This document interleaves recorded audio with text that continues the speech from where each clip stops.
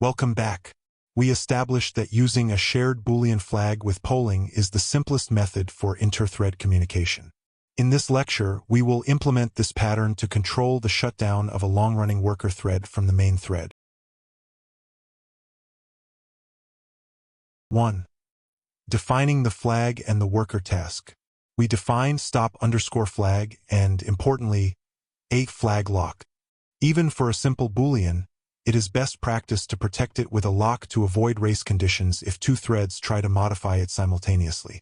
The worker task runs an infinite while true loop. In each iteration, it acquires the lock, checks the flag, and breaks the loop if the flag is set. Then, it releases the lock and executes its simulated work for half a second. 2. The signaling mechanism. We define a separate function, signal stop, which runs in its own thread. After a 2-second delay, this signaling thread acquires the lock, sets the stop_flag to true, and releases the lock.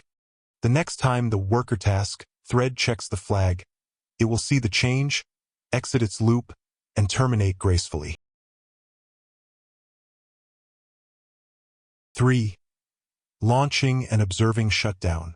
We launch both the worker and the signaler threads, and the main thread waits for both to complete using .join parenthesis. The output will show the worker processing for about 2 seconds before the signaler sets the flag. Immediately after the signaler sets the flag, the worker's next check causes it to break its loop and exit. This confirms successful controlled communication.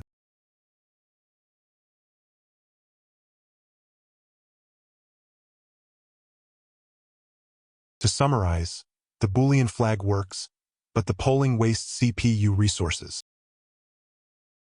Our next lecture 26.16. Run and summarize. See you there.